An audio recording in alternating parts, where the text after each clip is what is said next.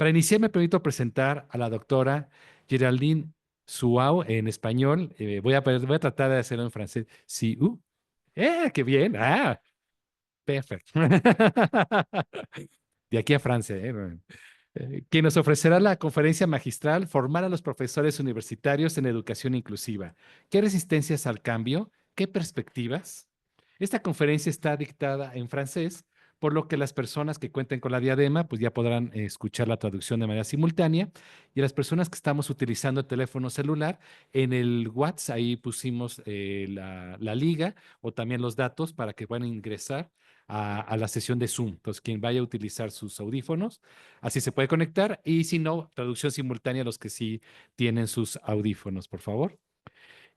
También les recordamos que tenemos un código QR en la parte de atrás de cada uno de nuestros gafetes, donde tenemos una sección para hacer preguntas, ¿de acuerdo? Voy a hacer las preguntas en francés, así que pónganlos muy claros. No es cierto. No, aquí vamos a tener el apoyo de una compañera que nos va a apoyar, ¿verdad? Que nos va a apoyar para hacer la traducción. Hola, que sí, muy bien. Ahí está, perfecto. Muy bien, que sí, muy bien. Bueno, finalmente les recuerdo, ay, bueno, ya también eso. Bueno, ahora sí voy a permitirme, ya después que estamos empezando. La doctora Geraldine Siu es profesora titular en Ciencias de la Educación y de la Formación en la Universidad de Lorena, en Francia, y está habilitada para dirigir investigaciones. En Francia hay una acreditación que se les otorga a los que ya tienen un nivel de doctorado y que han demostrado una trayectoria sólida en investigación. La doctora ya me mostró todos los artículos que tiene, capítulos, es algo impresionante, sinceramente. Forma parte del Laboratorio Interuniversitario de Ciencias de la Educación y de la Comunicación y está vinculada al Instituto Nacional Superior del Profesorado y de la Educación, INSPE, donde codirige la especialidad de Educación y Prácticas Inclusivas. Su investigación se centra en las praxeologías profesionales emergentes y su acompañamiento en el ámbito de la educación inclusiva. Adopta un enfoque de investigación participativa, promoviendo la colaboración con profesionales del sector educativo para construir soluciones a los desafíos de la escuela o universidad inclusiva. Vamos a ceder la palabra a la doctora con este muy merecido aplauso.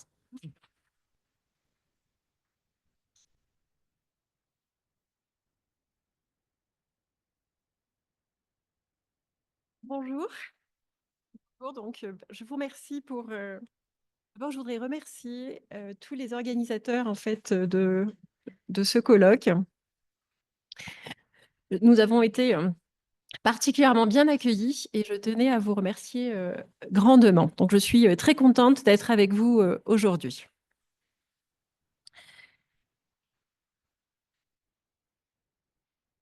Alors, pour démarrer, je vais aller doucement puisqu'il y a une traductrice et je vais essayer de m'adapter en fait à la traduction.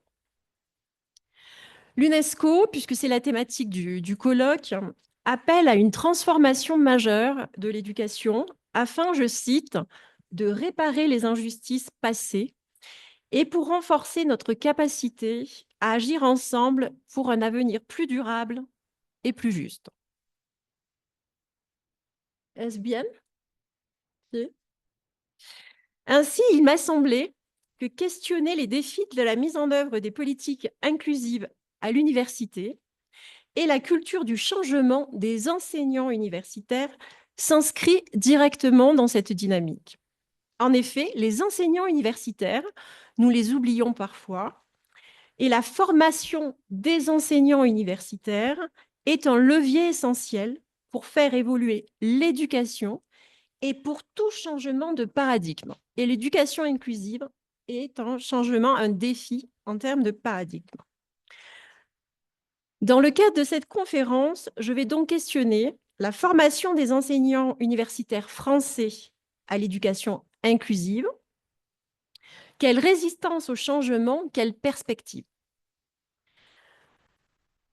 Je souhaite aussi vous dire qu'un enseignant-chercheur, un professeur d'université en France, fait à la fois de la recherche et de l'enseignement. Il fait à peu près 150 heures, 190 heures plus précisément, d'enseignement à l'université, ce qui n'est pas pareil dans tous les pays. Je ferme ma parenthèse. Ma communication va donc s'organiser autour de 4 temps. Premièrement, la présentation du contexte français et de ses prescriptions, pour mettre en œuvre une université inclusive et les défis que cela pose. Deuxièmement, je présenterai mon cadre théorico-méthodologique dans lequel s'inscrit la recherche que je vais vous présenter aujourd'hui pour étudier l'appropriation des prescriptions inclusives chez les professeurs d'université.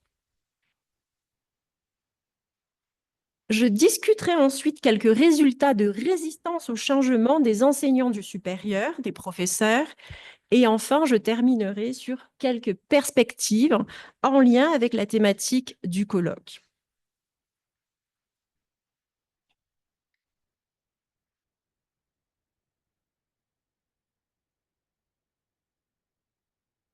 Le contexte législatif de l'éducation, de l'inclusion à l'université en France a été fortement influencé par l'évolution internationale de la notion d'éducation inclusive, promue par des organisations comme l'UNESCO, mais aussi soutenue par des directives européennes. Il repose, ce contexte législatif en France, principalement sur deux lois. La loi du 11 février 2005, vous vous rendez compte que c'est une loi qui est très récente, qui prescrit aux universités françaises l'obligation d'assurer l'accessibilité des locaux et des enseignements pour les étudiants handicapés.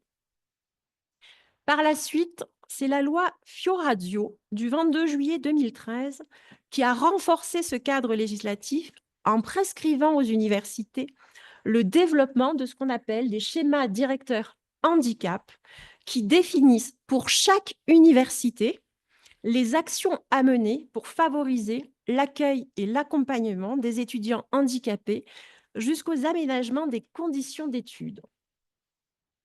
Par ailleurs, le gouvernement français a fait du handicap une priorité nationale. Donc, on peut dire que ces différentes volontés gouvernementales, ces différentes normes, ces différentes lois ont ainsi amené à une augmentation significative de la population handicapée dans les universités françaises, avec une augmentation que l'on peut qualifier de régulière, avec aujourd'hui plus de 60 000 étudiants dits handicapés dans nos universités. Si j'illustre par rapport à l'université de Lorraine, nous avons dans notre université 70 000 étudiants, dont 1 500 étudiants handicapés. Cette croissance, on en convient tous, est importante pour nos universités, mais elle ne représente encore aujourd'hui que 2% de l'ensemble des étudiants, mais elle reflète cependant quand même un effort pour une université dite accessible. La question qu'on va se poser, c'est de savoir, est-ce que cette université, elle est seulement accessible d'un point de vue des locaux? Est-ce qu'il s'agit d'une accessibilité matérielle ou est-ce que finalement c'est une accessibilité au savoir?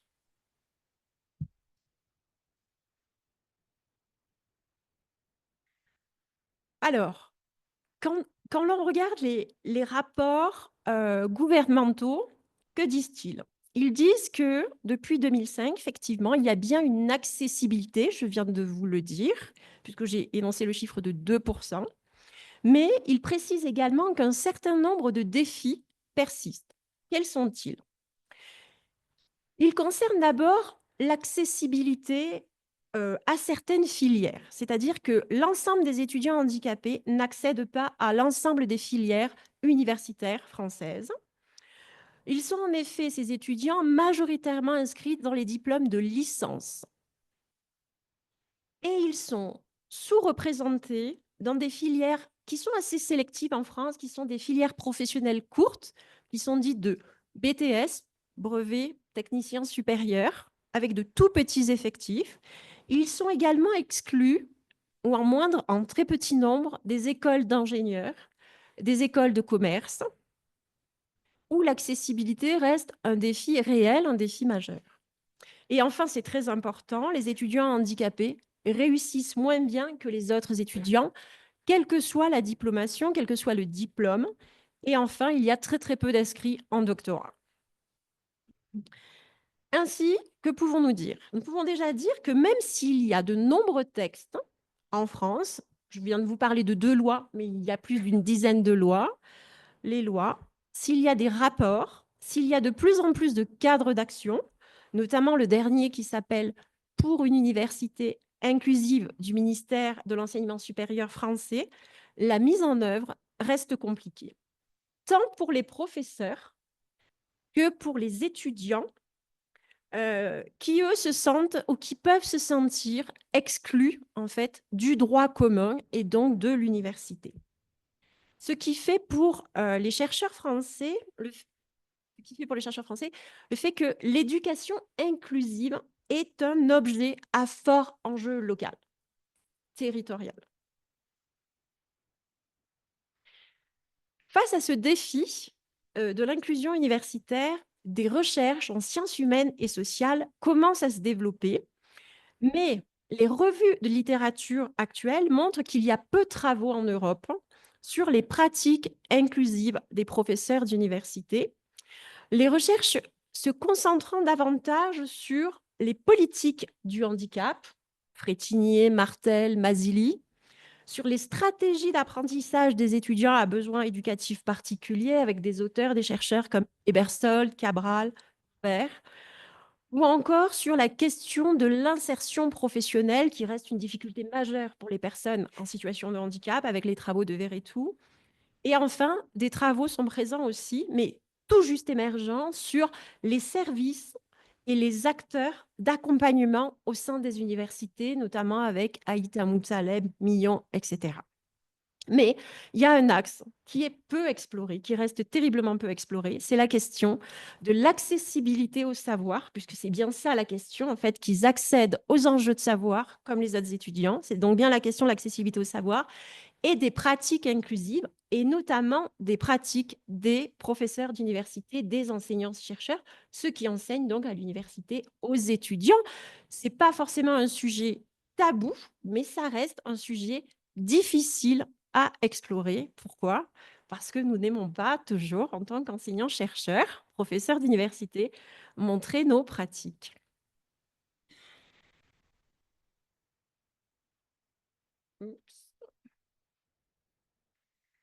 Nous proposons ainsi de questionner dans cette conférence l'appropriation des prescriptions inclusives chez les enseignants, vous l'avez compris, universitaires, chez les professeurs d'université français. Notre question de recherche est la suivante. Comment ces professionnels de l'enseignement et de la recherche s'approprient-ils les différentes prescriptions ainsi que les attentes implicites auxquelles ils sont confrontés et soumis? Je rappelle, puisque c'est l'objet de ce colloque, que l'UNESCO appelle à une transformation profonde de l'éducation en s'appuyant sur un nouveau contrat social pour l'éducation qui vise à construire une éducation beaucoup plus inclusive. L'université est donc concernée, tout comme les professeurs d'université.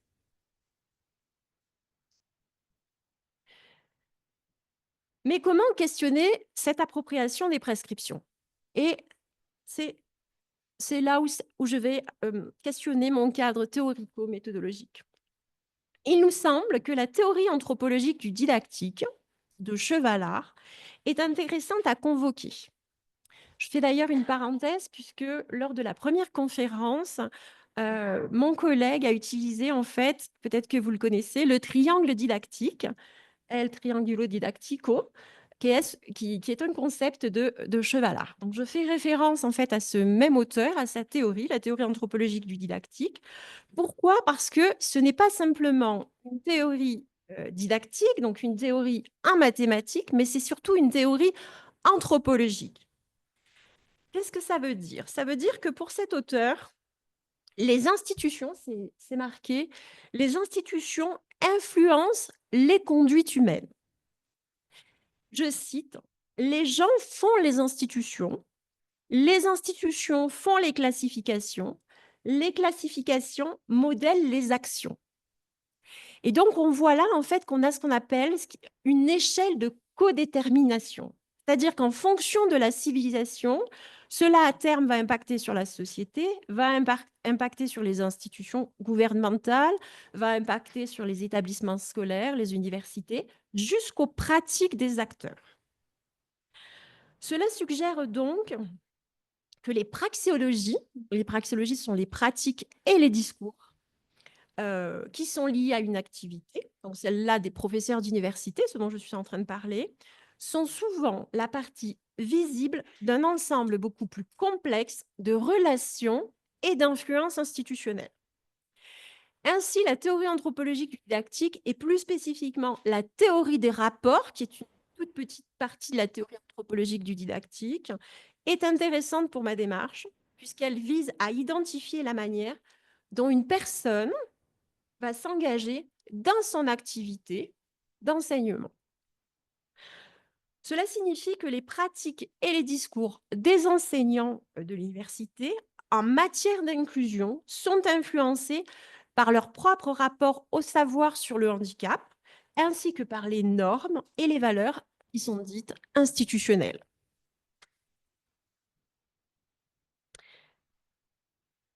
Ainsi, j'étudie dans mes recherches le rapport des professeurs de l'université à l'inclusion, ce qui me permet de révéler ce que j'appelle des dynamiques sous-jacentes qui peuvent soit faciliter, soit être obstacles à la mise en œuvre des pratiques inclusives. Je contribue ainsi à la compréhension de ces rapports qui me permettent d'identifier un certain nombre de contraintes à une pratique dite inclusive, une pratique imposée aujourd'hui aux universités françaises. Comment? Alors, je vais analyser ces rapports interpersonnels à partir de 3 dimensions de réponse au changement, et de résistance plutôt au changement. Je vais donc étudier, repérer les résistances cognitives, les résistances émotionnelles et les résistances intentionnelles qui sont également des résistances conatives. Cette conceptualisation est connue sous le nom de vision tripartite des attitudes et en fait, elle va traduire des dimensions interreliées. Et surtout, elles vont traduire les résistances au changement des professeurs relativement à la mise en œuvre de l'éducation inclusive. J'explicite ces 3 notions. Dans cette conceptualisation, la dimension cognitive d'une attitude se réfère aux croyances d'un individu à propos de l'objet d'étude. Je vais vous le montrer juste après par quelques exemples. La dimension émotionnelle d'une attitude se réfère aux sentiments d'un individu en réponse à l'objet de l'attitude. Je suis contente, j'ai peur, etc. La 3e dimension des attitudes est la plus complexe et elle correspond à des comportements passés et à des intentions futures d'agir sur l'objet. Ça veut dire quoi? Ça veut dire qu'à un moment donné, je vais être confrontée à un objet, on imagine la mise en œuvre de l'éducation inclusive ou de pratiques inclusives, et pour ne pas être en contradiction avec la norme qui m'est imposée, je vais peut-être contourner cette norme.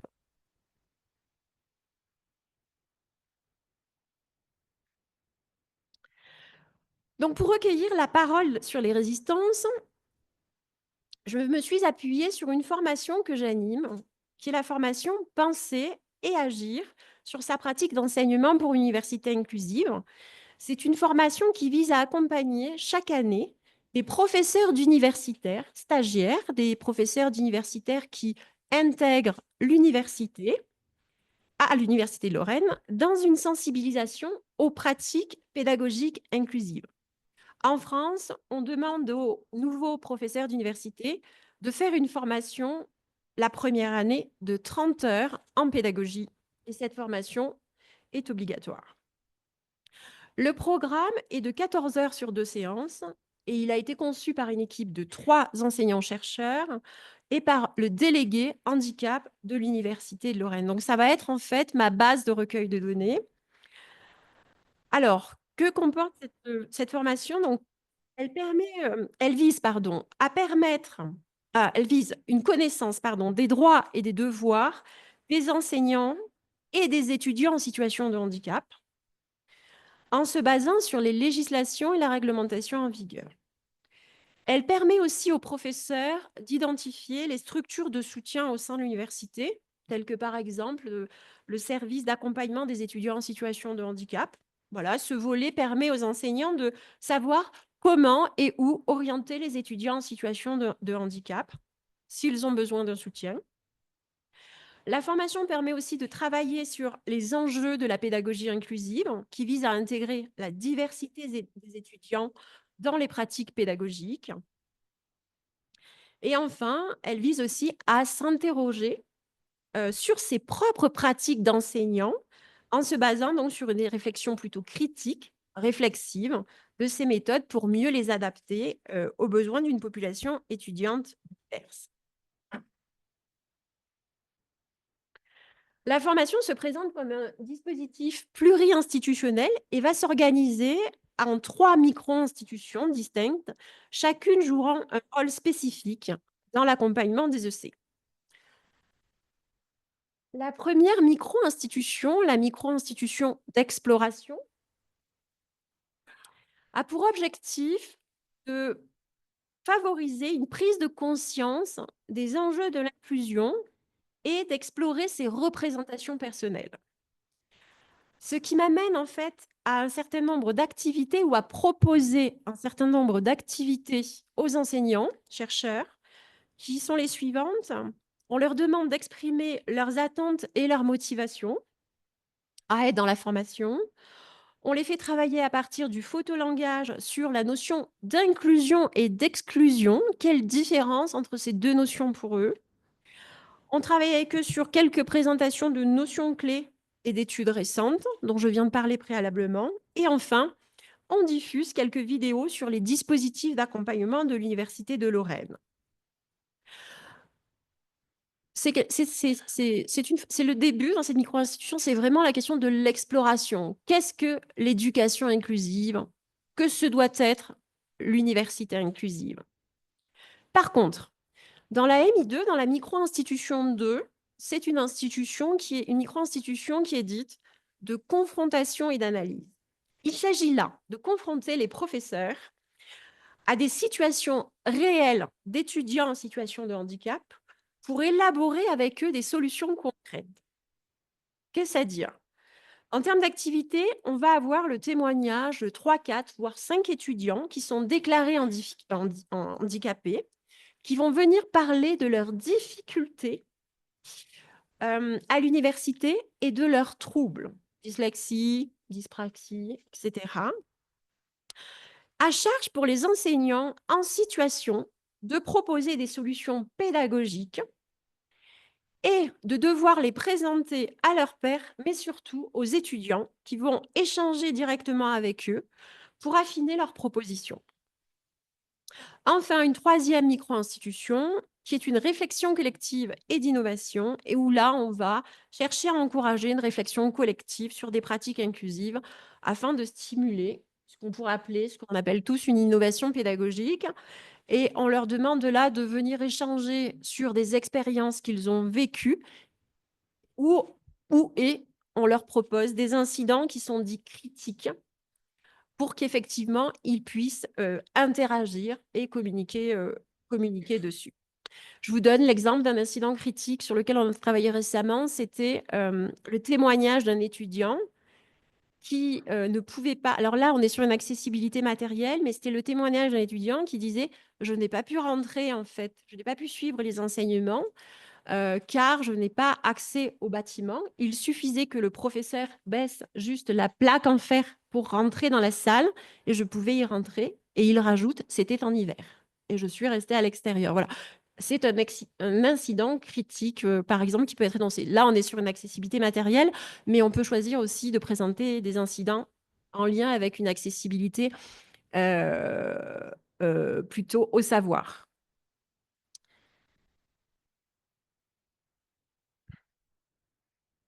Donc, ce sont donc ces échanges recueillis que je viens de vous présenter dans cette formation qui constituent mon recueil de données pour mettre au jour les différents types de résistance au changement quant à la mise en œuvre des pratiques inclusives dans le contexte universitaire. Quelques résultats exploratoires. Alors, je vous ai pris quelques exemples. Il y en a beaucoup plus, mais voilà, le temps étant limité.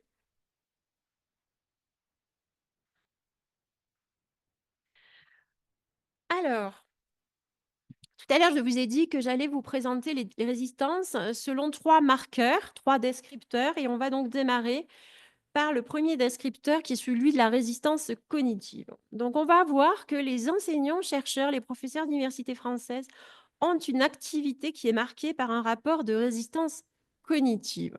Qu'est-ce à dire? Alors, les premiers discours de ces enseignants, de ces professeurs stagiaires, illustrent d'abord un doute envers la politique qui est menée par l'établissement universitaire, qui est plutôt perçue comme de la communication institutionnelle. Ils disent le terme, il s'agit d'une intention, d'une seule intention. Je cite, je pense que l'on est plus, disent-ils, dans une déclaration d'intention qu'une réalité de terrain. Ce qui est renforcé par l'idée qu'il y a d'ailleurs une absence de moyens, une absence de ressources disponibles. Et je cite, ils disent, on est dans une logique où on dit qu'on est inclusif, mais où finalement les moyens qu'on nous donne sont plutôt restreints. De plus, les professeurs insistent sur une forme de pression exercée par l'université. Je cite, il y a cette idée que l'inclusion doit être une priorité, mais on ne sait pas ce qui fonctionne. On nous laisse un peu dans le flou, disent-ils.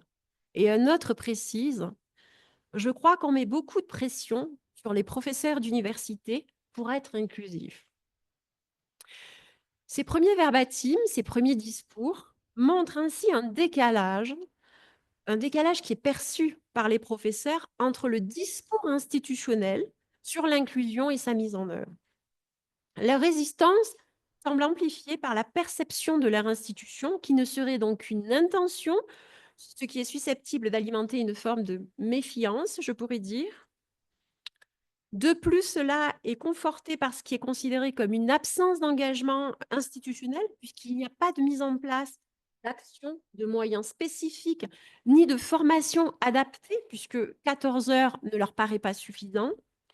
Et à cela se rajoutent des directives qui sont dites insuffisamment précises pour les aider à répondre aux besoins des étudiants handicapés, les laissant dans une certaine, je pourrais dire, confusion, voire peut-être à se percevoir comme désarmés, en difficulté, jusqu'à constituer pour eux une source de pression. Ainsi, dans ce contexte, il apparaît au moins 3 dimensions d'une résistance cognitive, comme autant d'obstacles, une déclaration d'intention, un manque d'engagement institutionnel concret et des directives imprécises.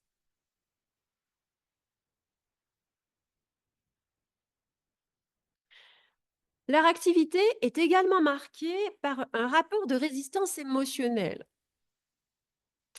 Un enseignant universitaire, par exemple, va exprimer une forme de fatigue, une forme de remise en cause, suggérant que l'inclusion ajoute une charge émotionnelle à sa propre expérience d'enseignement.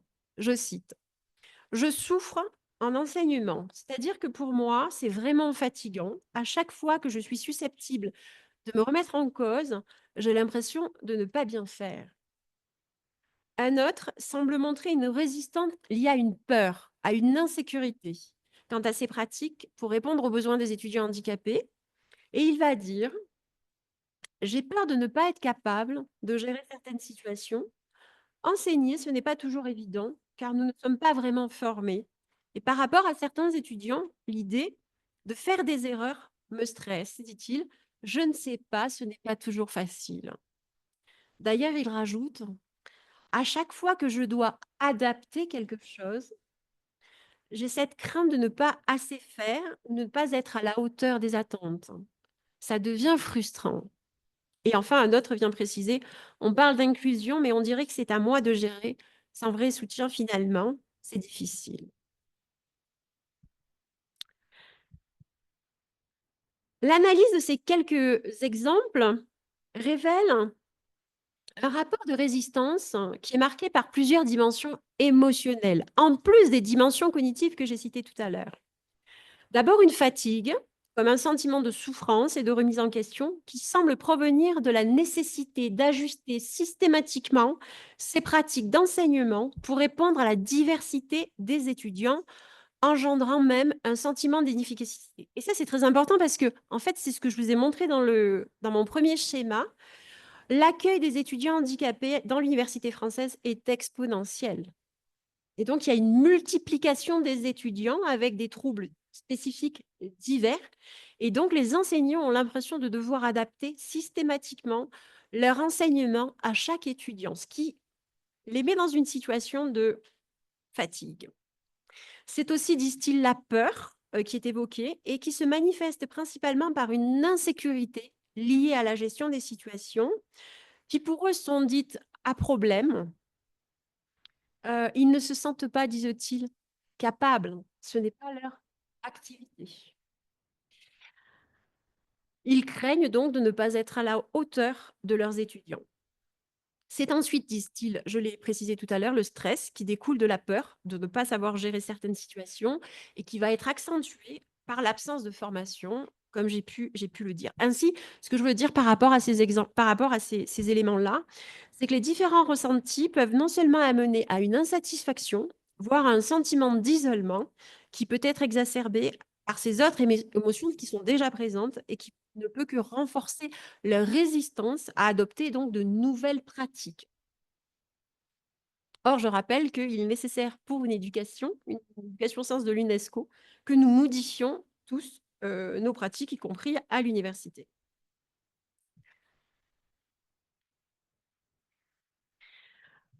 Troisième résistance, la résistance intentionnelle, hein, cognitive. Donc, on va voir aussi que les enseignants-chercheurs développent une dimension intentionnelle. Ce qui n'est pas le cas de toutes les professions qui travaillent dans le champ du handicap à l'université. Je pourrais y revenir si vous le voulez. Alors, les discours des professeurs d'université semblent également révéler donc une dimension intentionnelle qui est marquée par une tension entre l'adaptation et le respect des normes.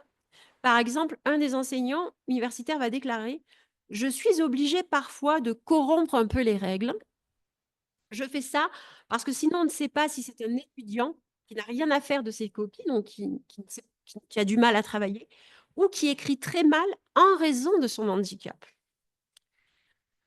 Cela montre chez ce professeur une volonté de répondre aux besoins des étudiants, l'amenant jusqu'à une ambivalence dans son engagement envers les normes établies. Ce professeur, qu'est-ce qu'il dit? Il dit: «Je peux parfois un peu repérer la copie de cet étudiant pour avoir une plus grande bienveillance.» En fait, parce que pour eux, ça pose la question de l'évaluation de ces étudiants. Est-ce qu'on garde le même type d'évaluation? Le système éducatif français, on utilise un terme qui est très important chez nous, c'est le terme égalité. Mais on ne convoque jamais ce terme d'équité. Et donc, quand on fait une évaluation, l'évaluation est la même pour tous, quel que soit le trouble. On n'adapte jamais l'évaluation. Et cet étudiant-là, cet enseignant-là, il dit: je regarde parfois un peu les copies, je note, je mets un signe sur la copie des étudiants.» Et donc, c'est pour ça il contourne un peu la norme. Un autre enseignant universitaire poursuit en affirmant: «Je continue de faire ce que je peux, mais c'est toujours en improvisant», ce qui traduit toujours son intention d'agir, mais il agit avec une incertitude. Il improvise en fonction de chaque étudiant, à la fois dans ses enseignements, mais aussi dans ses évaluations. La question d'évaluation est fort présente, en fait, chez les enseignants de français.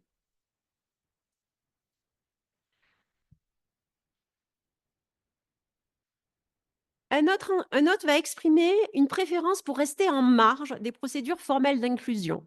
Et il va déclarer la chose suivante, je cite: «Je préfère ne pas trop m'engager dans les procédures formelles d'inclusion, car elles semblent rigides et souvent inadaptées à la réalité des étudiants.»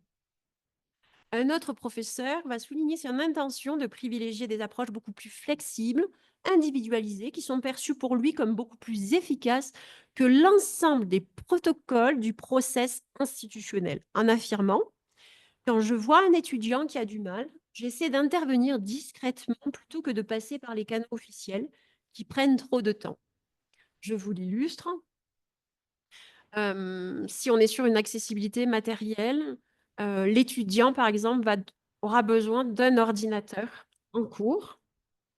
Et le service, pour obtenir l'ordinateur, les procédures vont être particulièrement longues.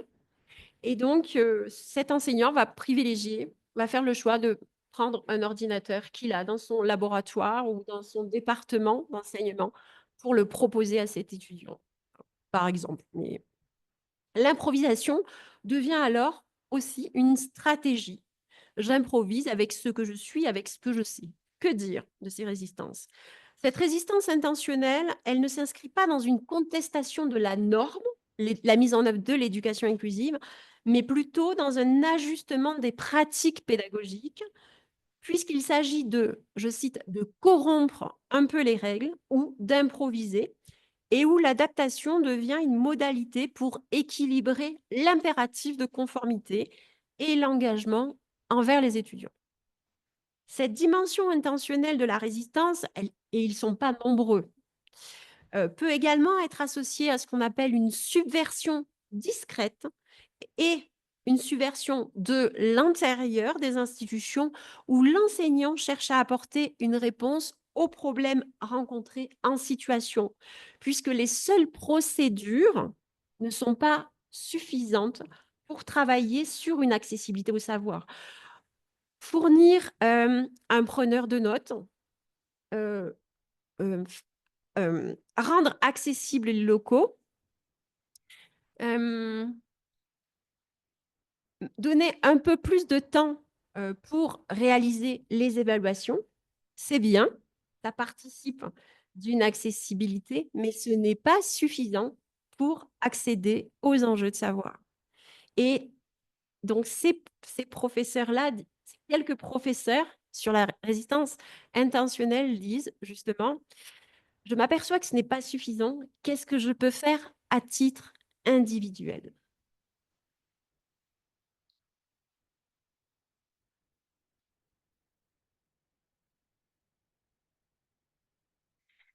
Les résultats exploratoires de cette recherche, qui est basée sur une vision tripartite des attitudes, mettent tout d'abord au jour différentes dimensions de résistance. Je viens de les énoncer, des résistances cognitives, des résistances émotionnelles, mais aussi des résistances intentionnelles, donc contre l'institution, mais pour les étudiants, chez les professeurs d'université, qui peuvent apparaître comme, c'est un jugement de valeur, je m'en excuse, mais comme surprenante à ce niveau de qualification.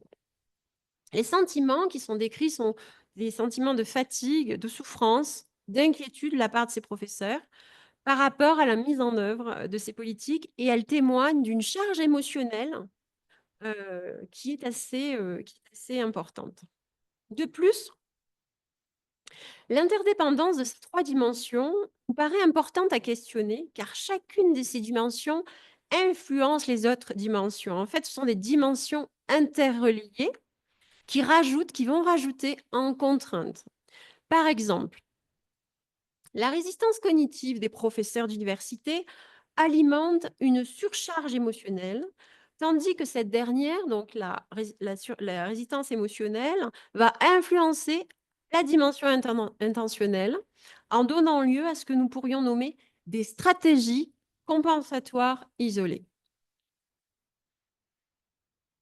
Cette interdépendance des trois dimensions doit donc être prise en compte, car elle soulève une réflexion qui est plus large sur la manière de concevoir l'inclusion dans un cadre universitaire. Si la résistance émotionnelle et intentionnelle des enseignants est ignorée, ce qui est le cas aujourd'hui, on risque de renforcer un isolement et une désocialisation interne qui peut nuire à la mise en œuvre d'une éducation prônée par l'UNESCO, une éducation juste et équitable pour tous. Dans ce cadre, l'éducation inclusive à l'université ne doit pas seulement être perçue comme une série de mesures externes et comme un simple process, mais aussi comme un processus de transformation interne, tant au niveau des professeurs que des institutions elles-mêmes.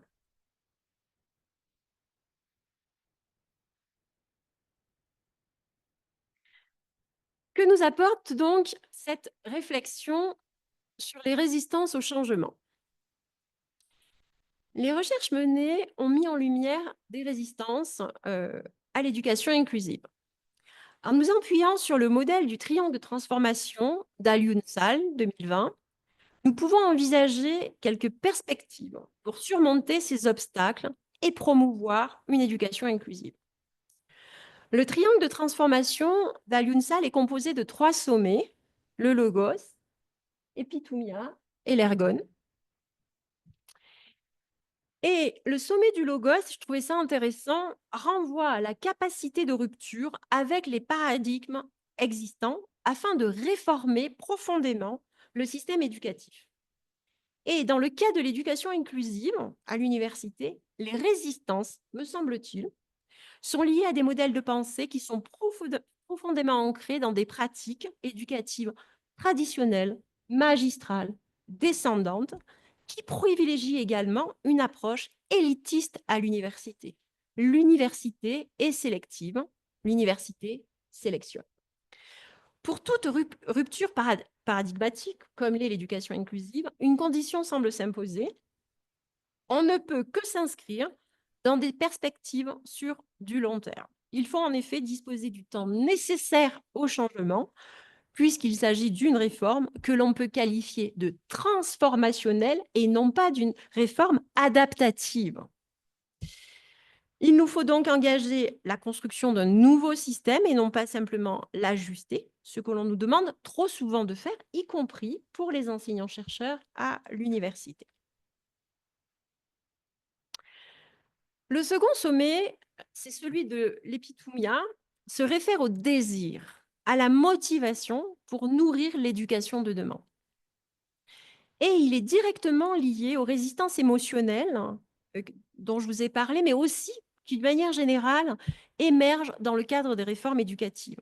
Ces résistances émotionnelles sont liées à la peur du changement chez les acteurs, à l'anxiété qui est générée par la nouveauté et qui rend l'acceptation de l'inclusivité difficile, y compris pour les professeurs d'université, mais pour l'ensemble des professeurs et des acteurs qui accueillent des personnes avec handicap.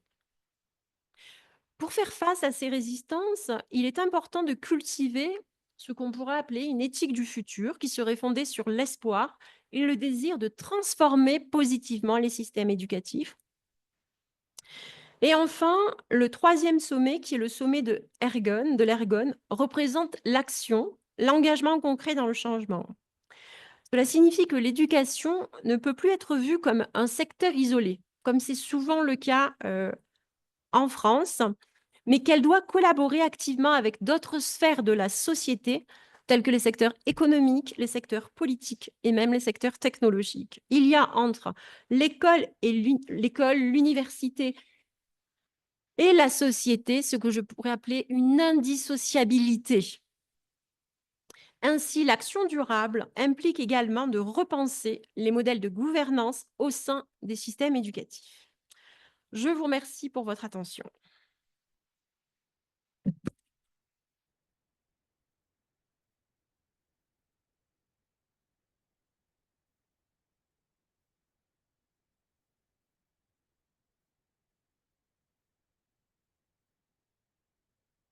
C'est bon pour répondre?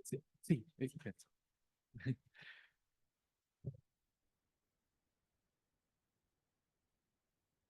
Muy bien. Bueno, pues aquí tenemos varias preguntas.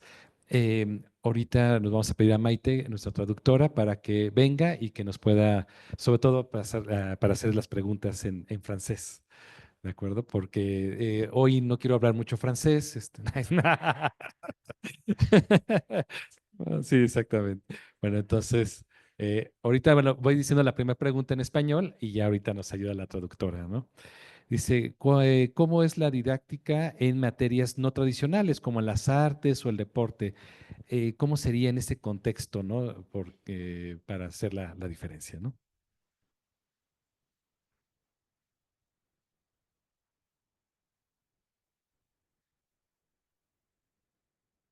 Bonsoir. Comme la didactique dans les matières traditionnelles comme las arts et les sports et dans ces contextes d'inclusion?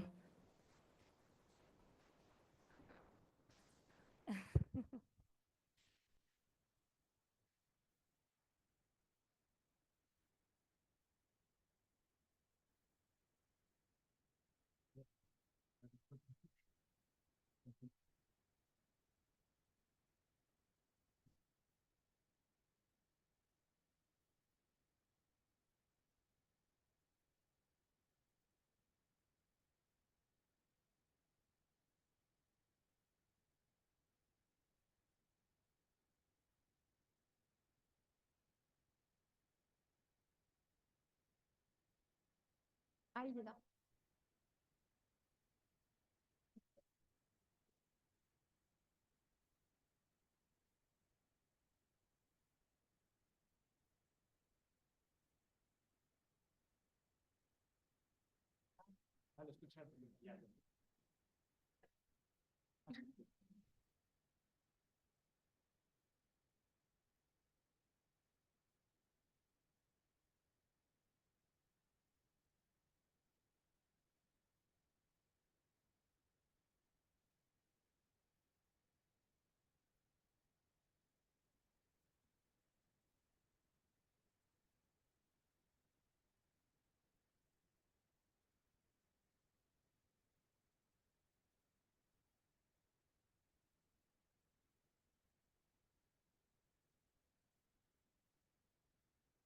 Vous pensez? Alors, j'ai compris cette question-là. Je ne sais pas si c'est la bonne question, mais je vais essayer. La question que je comprends, c'est est-ce qu'il y a comment fonctionnent en fait les pratiques inclusives par rapport à des matières, à deux disciplines, la discipline des mathématiques à les arts et le sport. Alors, ce n'est pas ma spécialité, les arts et le sport, et je pense qu'en fonction des disciplines, ça peut être autre chose. Je vais juste vous parler dans un premier temps de ma discipline, les mathématiques, si vous voulez bien. Par rapport aux mathématiques, quand les enseignants, alors pas à l'université, mais plutôt dans les petites écoles, à l'école, les enseignants en fait viennent adapter les situations d'enseignement et d'apprentissage. Comment les adaptent-ils, ces situations d'enseignement et d'apprentissage? En fait, ils réduisent simplement la résistance, la cognition, la charge cognitive, pardon. Ils réduisent la charge cognitive de la situation d'enseignement. Par exemple, plutôt de donner euh, 4 exercices à un élève, ils vont donner 2 exercices à un élève. C'est une réduction de la charge cognitive. C'est un exemple parmi d'autres. Ils vont également choisir ce qu'on appelle des situations d'enseignement en mathématiques qui sont dites robustes. Mais c'est valable aussi pour les arts et pour le sport. Qu'est-ce qu'une situation robuste? Une situation robuste, c'est une situation qui permet à tous les élèves, quelle que soit leur diversité, d'accéder aux enjeux de savoir. Si je l'illustre par rapport aux situations en mathématiques, on va avoir une situation d'enseignement qui va permettre à l'élève qui est le plus vulnérable, le plus fragile, de résoudre le problème, tout comme à l'élève qui est à haut potentiel. Par exemple, je vais leur demander de dénombrer jusqu'à 100. Ils vont devoir dénombrer jusqu'à 100, donc ils vont devoir calculer jusqu'à 100. Mais celui qui a une charge cognitive plutôt faible, l'enseignant va lui demander de dénombrer jusqu'à 50 et le haut potentiel pourra aller jusqu'à 150. C'est-à-dire que la situation d'enseignement en mathématiques va pouvoir s'adapter à la diversité des élèves. Je pense qu'en art, c'est exactement la même chose et en sport aussi. Je vais y venir. C'est ce qu'on appelle, en fait, vous voyez ce dont je viens de vous parler, c'est-à-dire réduire la charge cognitive ou choisir des situations d'enseignement qui sont dites robustes, ce qu'on appelle des conditions d'accessibilité didactique. Et donc, que ce soit dans la matière, dans la discipline mathématique, la discipline d'art ou la discipline de PS, de sport, il faut en tout cas qu'on mette en œuvre, en place des conditions d'accessibilité didactique. Elles sont de nature diverse. Ça peut être aussi s'interroger en tant qu'enseignant sur les modalités pédagogiques. Je ne sais pas au Mexique, mais en France, les enseignants pensent que travailler en petits groupes, c'est favoriser l'inclusion. Or, il n'en est rien. Des recherches en psychologie disent si, travailler en petit groupe, ça favorise l'accessibilité au savoir. Mais pas du tout. ça favorise à certaines conditions. Quelles sont ces conditions? Si par exemple, je donne un travail, une situation d'enseignement à un petit groupe de 4 élèves, avec un élève en situation de handicap, et que je leur demande de résoudre le problème, est-ce que mon élève qui est en situation de handicap, est-ce que lui va pouvoir prendre sa place dans le jeu, dans l'activité, pour résoudre le problème? Que montrent les recherches? Elles montrent que généralement, si l'enseignant ne donne pas un rôle spécifique, ça veut dire ne définit pas la tâche spécifique que l'élève en situation de handicap doit accomplir dans le groupe, à ce moment-là, cet élève-là ne rentre pas dans les enjeux de savoir, il n'y a pas accessibilité au savoir. Et donc, que ce soit pour l'art ou pour le PS, c'est pareil, c'est la même chose, c'est-à-dire qu'effectivement, l'enseignant, quelle que soit la discipline, doit absolument donner, définir les rôles à jouer pour l'élève en situation de handicap, mais aussi pour tous les autres élèves. Voilà. Souvent, nos enseignants ne définissent pas suffisamment les rôles à jouer. Ils ne les définissent pas dans le cadre de la définition du jeu, c'est-à-dire ils ne les définissent pas quand on donne les consignes. Ils ne les définissent pas dans le travail en petits groupes et ils ne le définissent pas non plus dans le cadre de ce qu'on appelle l'institutionnalisation. Voilà. Donc en fait, l'élève en situation de handicap ne prend pas sa place. Voilà. Et la question, c'est comment l'enseignant donne une place à l'élève en situation de handicap, donner une place à l'élève en situation ou à l'étudiant, c'est pareil pour l'université, donner une place à l'étudiant ou à l'élève en situation de handicap, c'est lui permettre d'assumer, en didactique, on dit son topos d'élève, donc lui permettre d'accéder aux enjeux de savoir. Voilà. Que agradecemos infinitamente a la doctora Geraldine Siu por su notable participación en la conferencia, formar a los profesores universitarios en educación inclusiva, qué estrategias al cambio y qué perspectivas, y le vamos a hacer entrega de este merecido reconocimiento y obsequio por parte de la doctora Francesca Munda, directora de la Facultad de Educación.